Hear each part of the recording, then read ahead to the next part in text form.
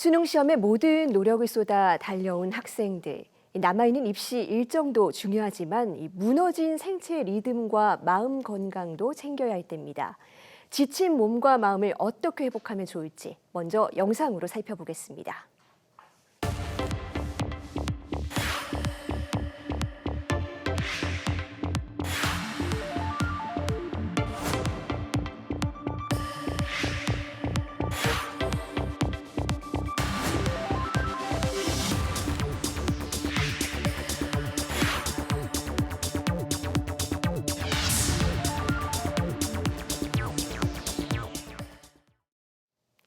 긴 수험 생활로 지친 신체와 마음 건강을 다시 끌어올리는 데 도움이 될 조언을 들어보겠습니다. 서울 상암고등학교에서 보건교사로 재직 중이신 한은진 선생님 스튜디오에 모셨습니다. 선생님 어서 오세요. 반갑습니다.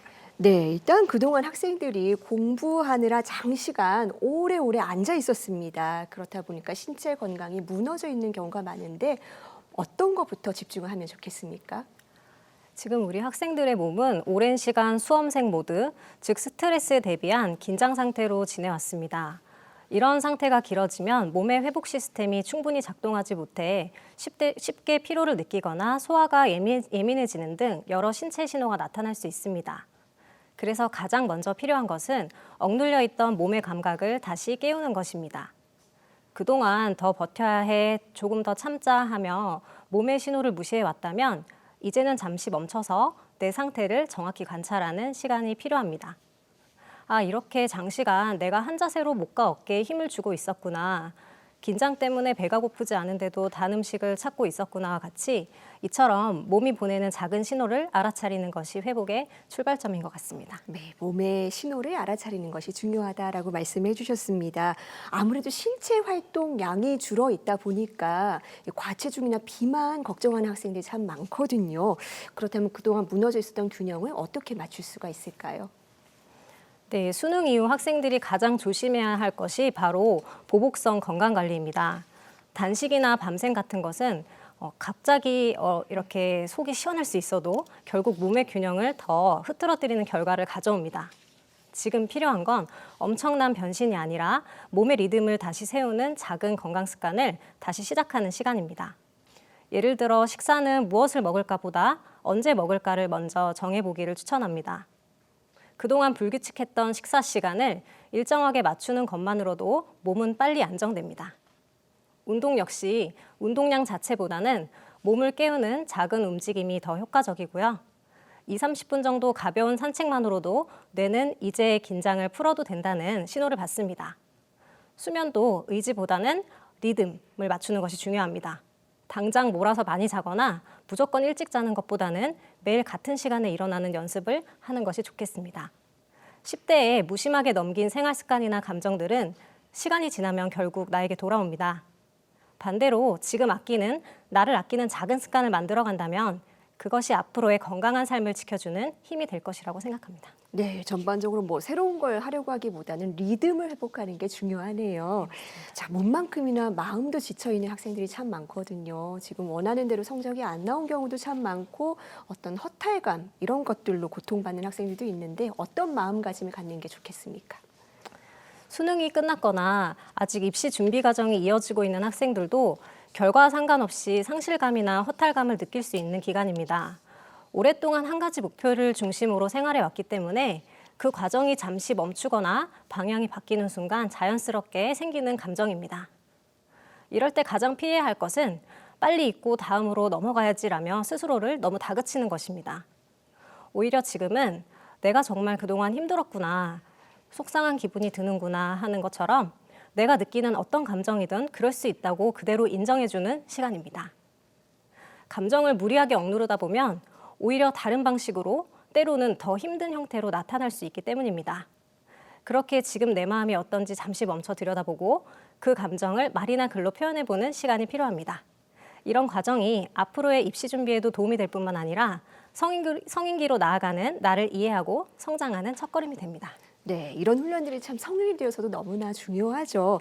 그런데 노력을 해봤는데도 이런 우울감, 허탈감이 도저히 사라지지 않으면 어떻게 해야 됩니까?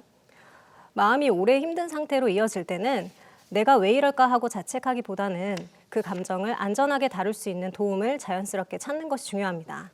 몸의 이상 신호를 그냥 놔두지 않듯이 마음의 신호에도 귀를 기울이는 것이 중요합니다. 학교의 위클래스나 지역 청소년 상담센터는 자신의 마음 상태를 가장 가까이서 점검해 볼 수 있는 자원입니다. 혹시 주변 친구나 가족에게도 말하기 어렵다면 24시간 익명으로 이야기할 수 있는 다 들어줄게라는 사이트가 있습니다. 마음이 어려울 때 도움을 요청하는 것은 문제가 있어서가 아니라 스스로를 돌보려는 관심과 애정의 표현, 그리고 건강한 선택이라는 점을 기억했으면 합니다. 네, 또 하나 이제 성인 목전에 둔 학생들이 또 반드시 잊지 말아야 될 게 성교육 그리고 성에 대한 올바른 지식입니다.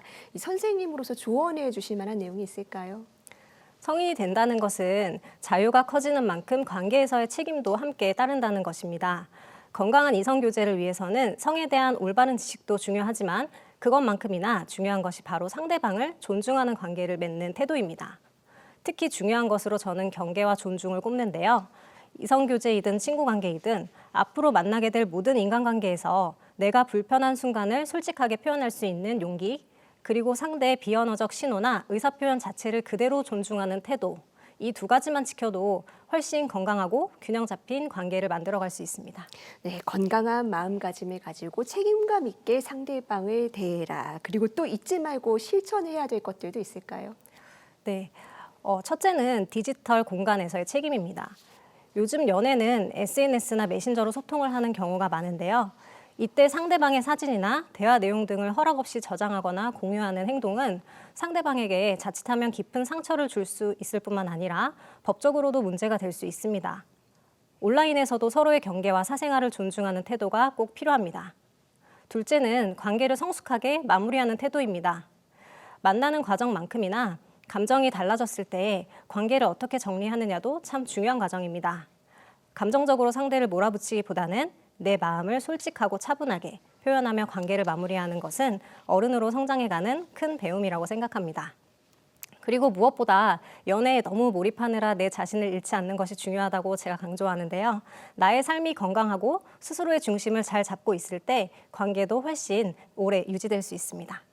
네, 선생님 뭐 직접 보건교과서 쓰기도 하셨고 계시는 학교에서도 굉장히 여러 가지 이 건강 프로그램 운영하고 계시다고 들었습니다. 학생이나 교사들이 참고할 만한 내용 있을까요? 네, 저희 상암고는 서울시 교육청 건강증진학교를 운영하며 학생과 교사가 일상에서 건강을 함께 챙기는 문화를 형성해 가고 있습니다.